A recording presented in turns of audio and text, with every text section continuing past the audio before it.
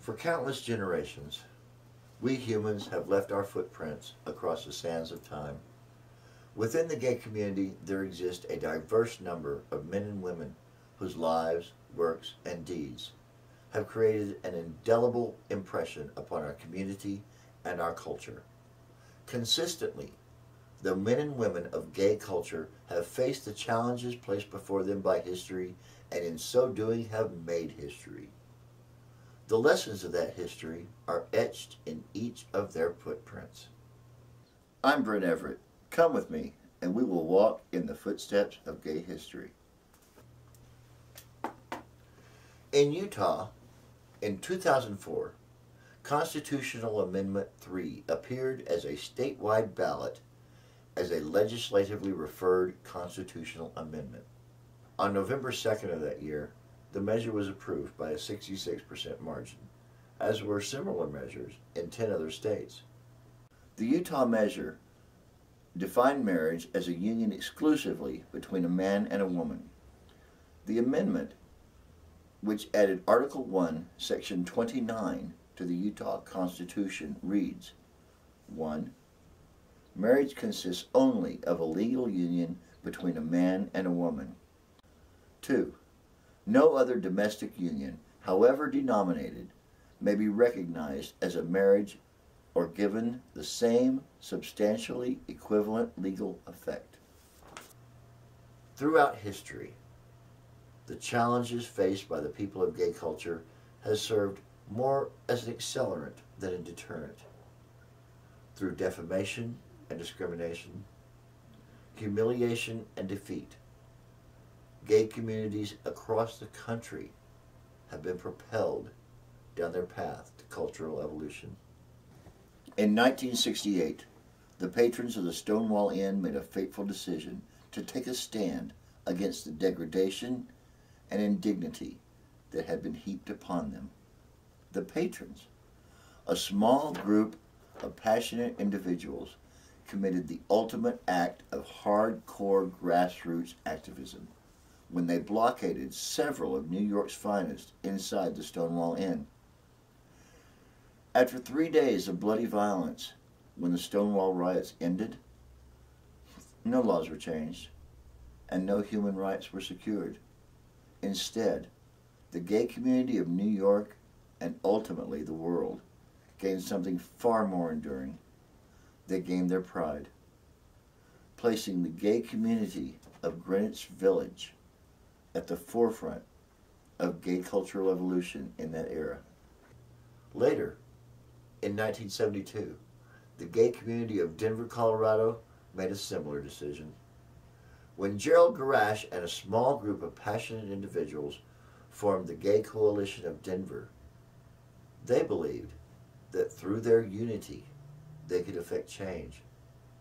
That small group rallied community and friends in a bloodless coup that brought a landmark case against the city and county of Denver, naming everyone from the governor down in the suit.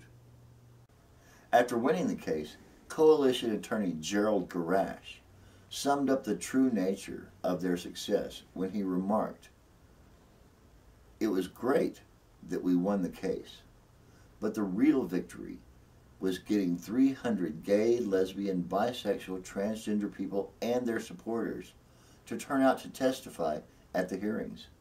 At that moment in time, Denver was at the forefront of gay cultural evolution. Whether one is considering the men and women of Stonewall who made us proud, the members of the Gay Coalition who brought us a solid legal victory, or the many unsung battles throughout gay history that have demonstrated the power of grassroots activism, one thing is clear. Throughout American gay history, grassroots activism has proven to be a hallmark of gay history. Once again, Denver, Colorado is at the forefront of gay cultural evolution. This time, that evolution is brought to Denver by a group of passionate men and women of the Salt Lake City gay community. Now, that group, Restore Our Humanity, is on the front line in the ongoing battle for marriage equality in America. True to the nature of gay culture, Restore Our Humanity stands determined to face the challenges placed before them. The challenge in question is Amendment 3. Following the passage of Amendment 3 in 2004, 66% of the voting population may have felt comfortable in their victory.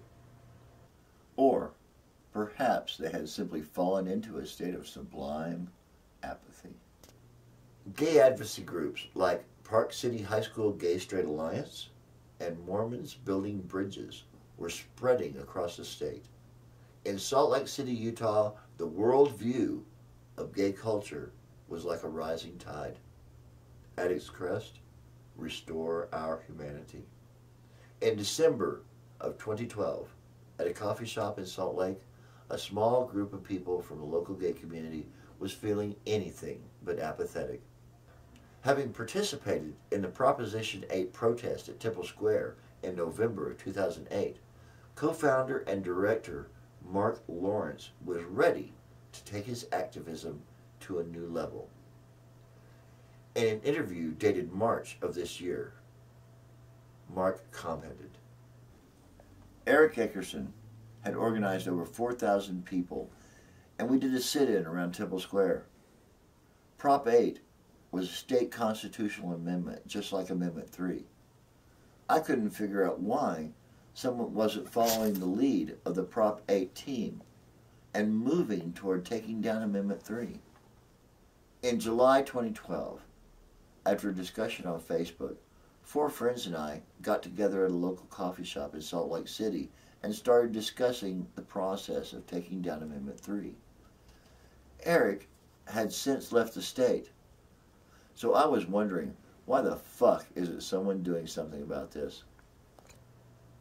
It seemed Barack Obama's promise of hope and change was finding fruition within the gay community of Salt Lake City.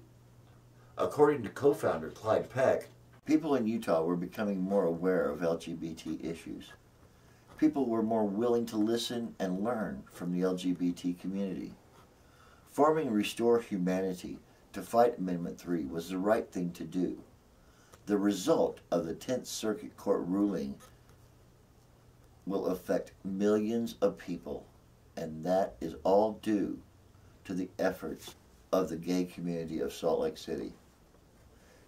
It's really exciting to think that a small grassroots organization, Restore Our Humanity, can make such an impact as to bring marriage equality to Utah and possibly beyond.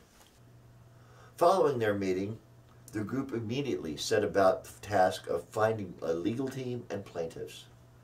3 months later, on March 23, 2013, private lawyers filed a federal lawsuit in the 10th Circuit on behalf of 3 same-sex couples in Utah, challenging Amendment 3.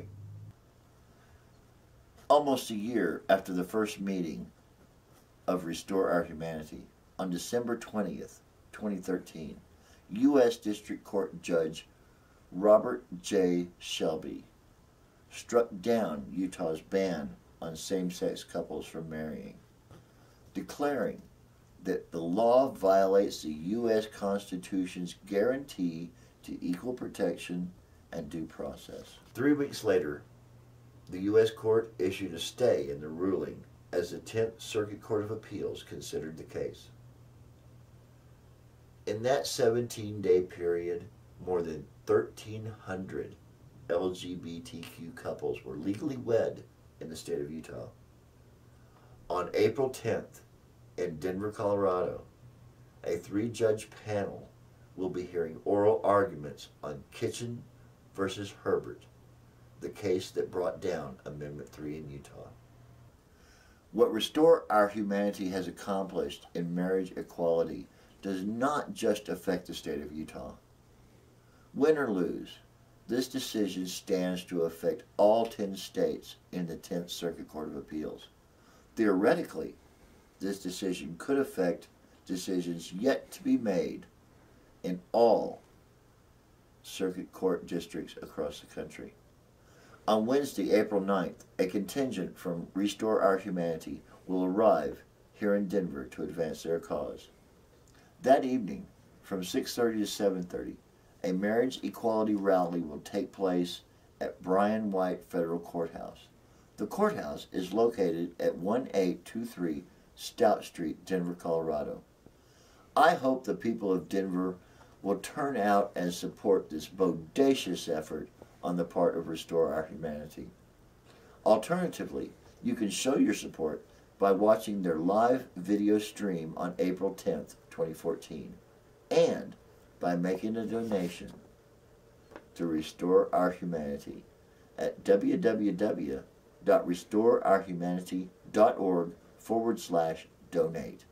Remember, you too can help create marriage equality, not only for Utah, but also for Colorado and the other sister states of the 10th Circuit. I'm Brent Everett. Thank you for walking with me in the footprints of gay history.